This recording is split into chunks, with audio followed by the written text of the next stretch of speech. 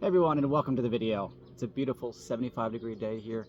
It's sunny. It's finally not raining here in New Jersey, thank God. And I'm going to take the opportunity here to do some upgrades to the Losi Micro T. So this car is pretty awesome by itself, but I want to do some things to make it a little more unique. So I went ahead and picked up the Yeah Racing Essentials aluminum conversion kit. So this has, I believe, every aluminum part that Yeah Racing offers. You can check that out there. And I'm looking forward to putting this on there and seeing how the quality is and see if the car handles any differently. The one thing that's interesting is this box weighs nothing. Typically when you buy aluminum parts for anything, it's going to add a lot of weight to the car and kind of give it some adverse handling effects in most cases. I guess sometimes you want things heavy, but if they're too heavy, they don't handle well. This I'm excited for because it's going to look really cool, and I think it's going to be about the same weight that it is factory. Let's get this open, let's check it out, and let's get this on the car. I'm working on a towel today, so I don't lose any of the screws. The new patio furniture here has some cracks, and you know that at some point you're going to drop one of these little screws, and we're going to lose one. So working on a nice towel. I also have my EDS toolkit up here, which if you have the budget to get yourself a really nice toolkit, this thing is fantastic. I use it all the time. The tips are amazing. It's cool. Check out EDS if you have some time. But the star of the show for today is the aluminum essential conversion kit. It says it's for the Micro B, however, the Micro B and Micro T has pretty much all the exact same components. Even on the Micro B, the front shock tower has these two little extra holes up here. You can barely even see them, and that's for the front Velcro body mount on this. So this has already been kind of pre-planned to fit both cars. But in this kit we have front shock tower, rear shock tower, we have some steering knuckles, we have the rear knuckles, some servo mounts, and these are kind of cool. Let's get closer to the camera here. They have like some etching on them for design. That's kind of neat, looks good. This would be the rear hinge pin block. I'm guessing that's probably the front one. These are the front caster blocks. We have the steering bell cranks and an aluminum servo horn. So I'm gonna replace the factory plastic one. So I'm not going to do like a full how to install this stuff. It's pretty straightforward. Everything is just unbolt the old stuff off, bolt the new stuff on. So we're going to do some B-roll. I'm just going to kind of go through this very quickly and then talk about the quality, and let's see how the car runs, or maybe if it's any different with these new components. And just before I start, just for scientific purposes, let's weigh this car. And we're at 5.4 ounces. So we're starting at 5.4. Yep, 5.4. And let's see if any of this aluminum actually changes the weight of this thing.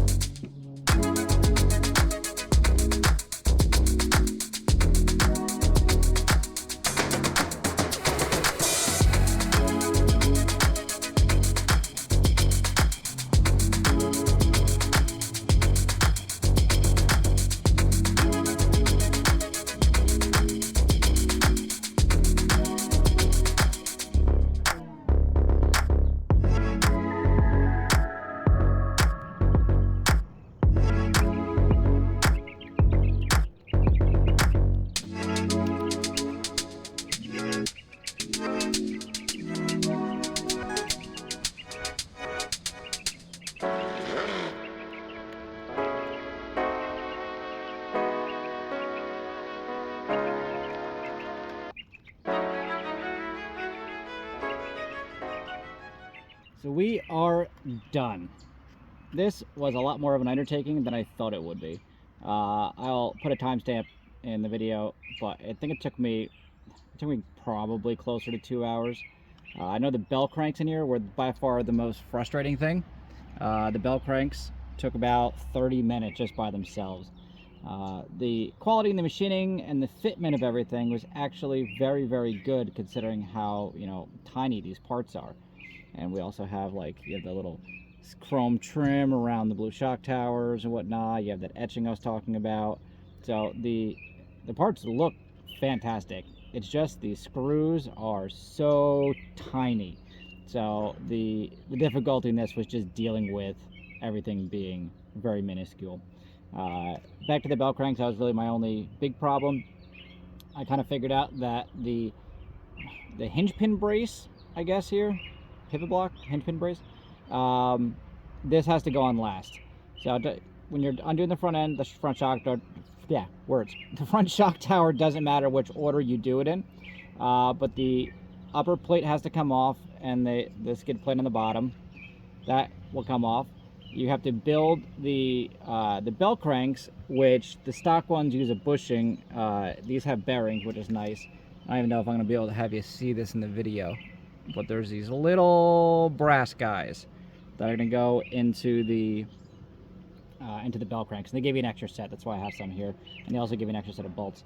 So that's nice in case you lose something. But getting all that to line up and work was just really hard to do in a really, really small area. So putting it back together, put the bell cranks on, then the top plate, and then I did the front pivot block absolutely last. You kind of got to flex and jimmy it to get it to go together, but unless you have 10 fingers in each hand, you're not going to really be able to get that. The servo mounts are really pretty, but the chassis hides most of the cool etching on here, so you're going to kind of lose a lot of that. And I wish there was more of this etching on everything else. Maybe like on this front block would be cool, or you could do on the knuckles or whatever. But that looked cool, and unfortunately it's a bit hidden. The only part I didn't put on from this kit was the aluminum servo horn. The stock servo horn in here has a servo saver, and I kind of like having servo savers on my RC cars for the obvious reason of saving the servo. You could probably put this on. The car doesn't weigh anything, so I don't think it's going to be a problem, but I decided to leave the stock servo saver in there. The body mounts and everything, considering this is a Micro B Essentials kit, everything fit perfectly on the Micro T. Everything lined up, the body mount for the back here for the pivot, and the front Velcro mount, everything lined up, so that's beautiful. And yeah, I'm pretty impressed with the quality. Oh, one more thing. The rear pivot block, which is actually the first thing I put on, this piece here, the holes for the hinge pins are like the exact size that they need to be. So getting the pins in here, I had to kind of tap them in and use a little bit of force. If you had the correct size reamer, you could kind of, or an X-Acto knife maybe, go in there, take some of the anodizing out. Probably would have given enough clearance, but I got them in there. All the suspension's nice and smooth in the back, so that's cool. And it looks great. But that was a little bit of finagling, and those bell cranks. Knuckles, shock towers, all the rest of the stuff went on beautifully easy. My only tool that I was missing, I'd used all the screws in the top of the chassis are 0.050 or a 1.3 millimeter. All the screws in the bottom of the chassis were a 1.5 millimeter. I used a flathead for prying. I used the 4-way wrench for the ones that comes with all the cars for the wheel nuts, and the ball studs here are an unknown size. I have every tool imaginable in this kit, but I don't have a micro size driver for the ball studs. So unfortunately, I did use a pair of pliers to get the ball studs in and out. I took some of the plastic, or sorry, the black coating on them came off, but I was pretty gentle with it, and there's no marring, and everything's nice and smooth. So I don't think that's a problem. It's not optimal, but sometimes you got to make do with what you got. But I would definitely put this kit on another car. If they came out with more colors, I would definitely put one on my Micro B as well. But overall, it's not straight. There we go. I gotta do some tidying of the wires, but yeah, it's really cool. So let's weigh it. Let's see if it increased. It does feel maybe a little heavier, but hard to tell. So I'm gonna grab the scale and let's go run it and see if it runs any differently. All right, got my scale back out, zeroed out. Cool. It is 5.6 ounces, so we gain 0.2 ounces by installing all the aluminum stuff. I want to say it feels heavier, but I don't think realistically I can feel 0.2 ounces. I think it's just a trick of the mind.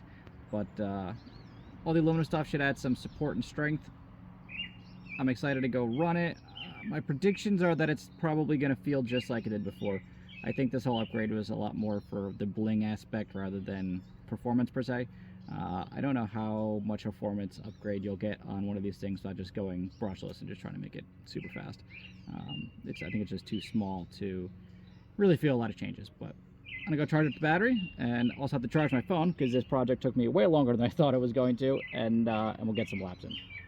As usual with most of my little videos I do here, I got my makeshift little basement course, just a little out and around, a little chicane, jump around and back, very simple. I do want to point out, these little guardrails are made by DS Racing, and they're for, mostly for drift car stuff, but the bottom of these things come with Velcro. So if you're running on a carpet, you want to set up a makeshift track, these things, you just plop them down and they stay in place. Especially for a car like this, or like a, Mini T or something, they're going to work great. These are cool. They're I think $15 per length. So I have 1, 2, 3, I have 5 of them here. I think as many as you need to set up your course, or just those little barriers in the middle, of something like this is makeshift. I've got some disc golf discs. But yeah, let's see how this little guy runs.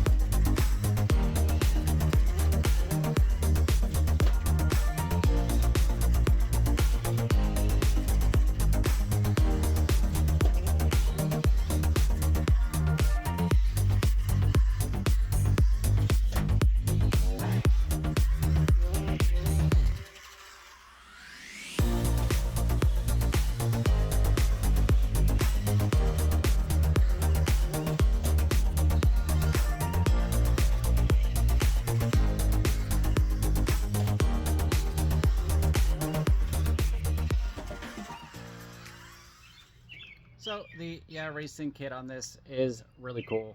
Definitely bling factor, not too much performance factor. There's really absolutely no difference in handling, as I kind of suspected. We're not really changing any geometry on here. Nothing's just, adjustable. It's just replacing the factory components with some cool blue stuff. So definitely would recommend this. Patience is not included in the box. That's about the only thing that I'm going to say you need a lot of. It does take some time, and these parts are really, really, really tiny. So if you're interested, I would definitely recommend it for the 60 to 80 bucks, whatever this kit cost, and it'll make your car look really cool. So thanks for watching the video. I appreciate you guys. Hit that subscribe button. That would be awesome, and I'll see you guys in the next video. Thanks.